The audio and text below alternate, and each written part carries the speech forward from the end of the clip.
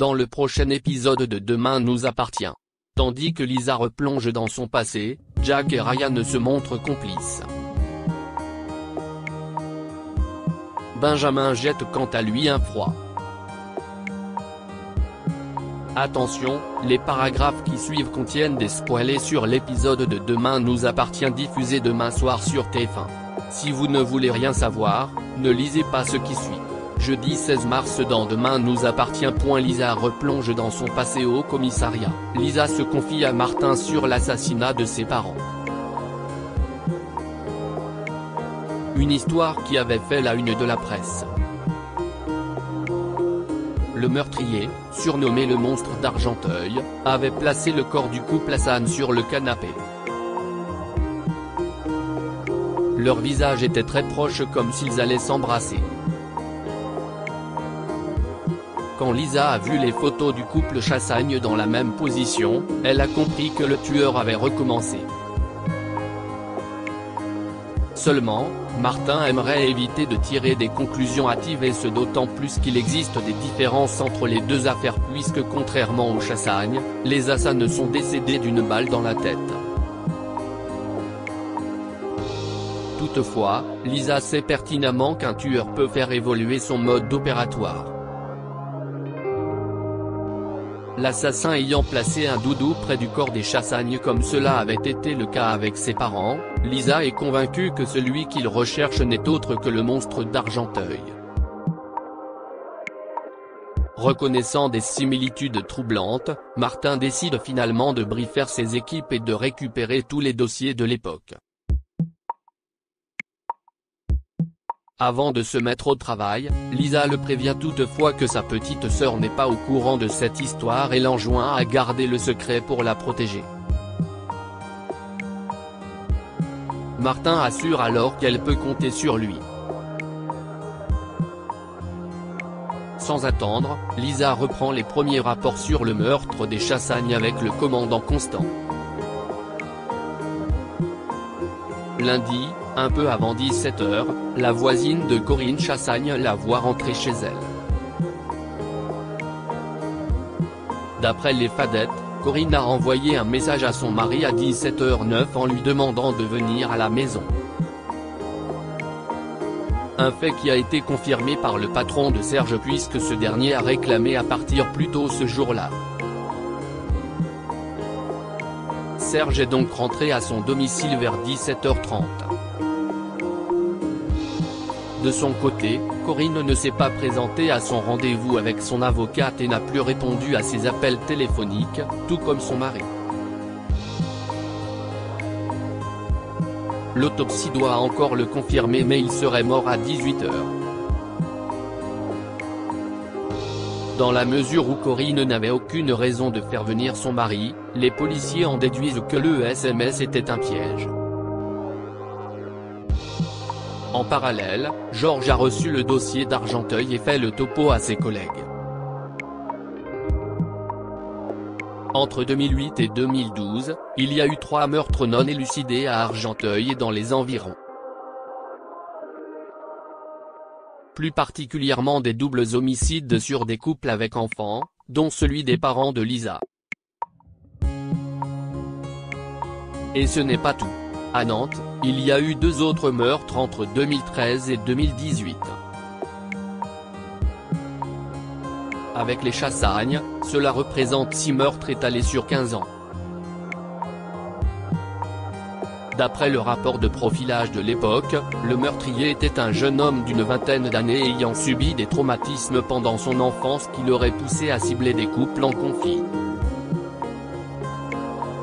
Désormais, les enquêteurs ont la certitude que le monstre d'Argenteuil a bel et bien recommencé à tuer. Dans l'après-midi, Martin somme Lisa de rester à l'écart de l'enquête. En colère, cette dernière le supplie de ne pas faire cela. En effet, elle est convaincue d'être la seule à pouvoir faire avancer les choses puisqu'elle connaît le dossier par cœur. Malheureusement, la décision du commandant Constant est prise.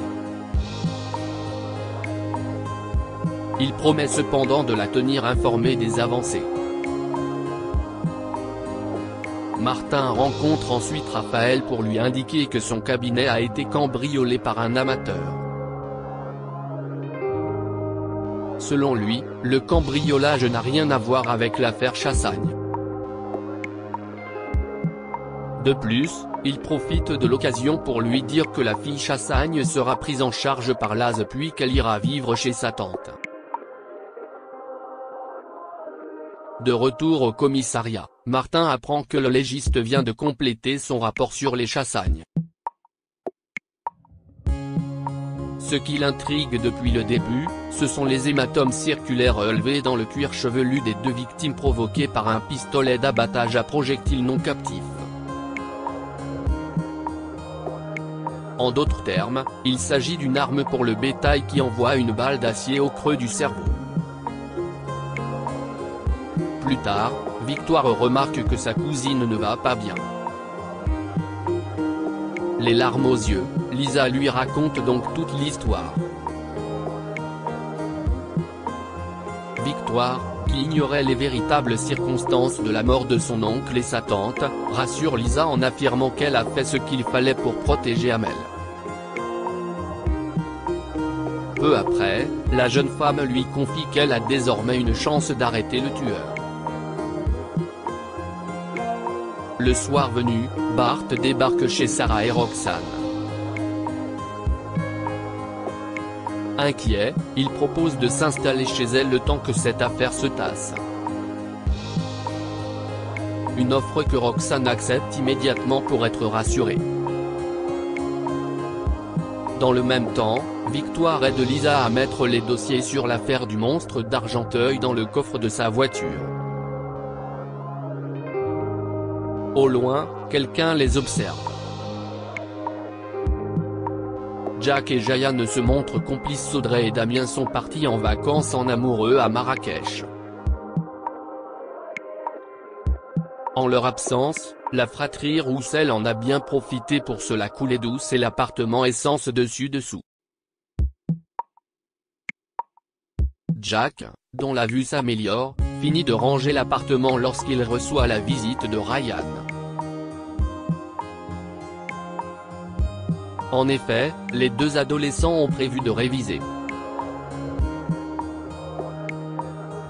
En allant chercher quelque chose à manger dans le frigo, Ryan se rend compte qu'il y a de l'eau partout car le congélateur est en panne. Tandis que les adolescents se mettent à nettoyer, la situation dégénère rapidement en bataille d'eau. Particulièrement complices, Jack et Ryan sont sur le point de s'embrasser lorsque Jordan et Lizzie rentrent du lycée. Jack, Jordan et Lizzie décident alors d'attendre que Damien soit rentré pour réparer le congélateur. Pour éviter que les plats préparés par leur mère finissent à la poubelle, ils choisissent de les distribuer aux voisins. Comme il en reste encore beaucoup, Jordan invite Judith à dîner et Jack offre à Ryan de rester. L'ambiance est à la bonne humeur chez les Roussel, à tel point que Jordan et Lizzie constatent que le courant passe plutôt bien entre leur frère et Ryan. D'ailleurs, ils se disent même que c'est fait pour durer. Benjamin jette un froid d'Alma et Benjamin se sont fixé l'objectif de faire 5 cartons minimum par jour jusqu'à leur déménagement. Seulement, Alma a une autre idée derrière la tête et tente de séduire son compagnon. Par la suite, le couple se remet au travail. En voyant le carton contenant les affaires d'Adrien quand il était bébé, Alma se montre nostalgique.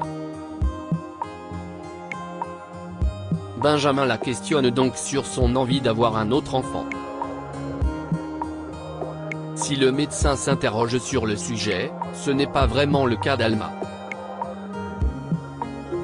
Une discussion qui jette immédiatement un froid.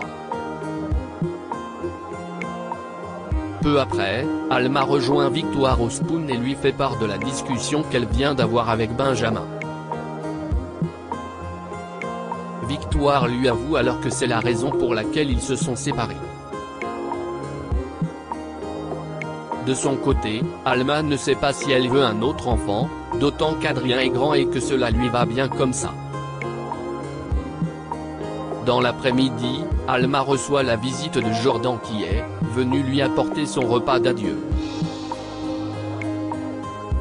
L'occasion pour Alma de lui dire combien il va lui manquer.